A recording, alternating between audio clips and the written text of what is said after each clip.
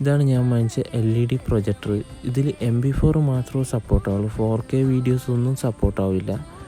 പിന്നെ ഇതിൻ്റെ സൗണ്ട് പോരാ പറഞ്ഞിട്ട് ഞാനൊരു സിബ്രോണിക്കിൻ്റെ ഒരു സ്പീക്കറും കൂടി ബുക്ക് ചെയ്തിട്ടുണ്ടായിരുന്നു. അതിന് ഏകദേശം ഒരു 530 രൂപയോളം വില വരുന്നുണ്ട് കേട്ടോ സ്പീക്കർ.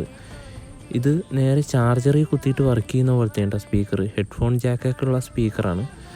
ഇതാണ് നമ്മുടെ പ്രൊജക്ടർ. അതിൻ്റെ ഇപ്പോൾ ഒരു HDMI കേബിളും കിട്ടിയിട്ടുണ്ട്, റിമോട്ടും കിട്ടിയിട്ടുണ്ട്. പിന്നെ ഇത് കുത്താനുള്ളൊരു പവർ അഡാപ്റ്ററും കിട്ടിയിട്ടുണ്ട് കേട്ടോ. ഇതിൽ നമ്മുടെ മൊബൈൽ ചാർജർ ഉപയോഗിച്ചും ഇത് പ്രവർത്തിപ്പിക്കാൻ കഴിയും.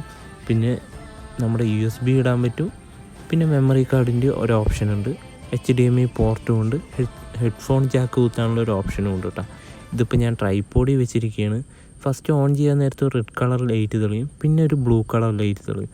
അപ്പോഴായിരിക്കും ഇത് ഓൺ ആവുന്നത്.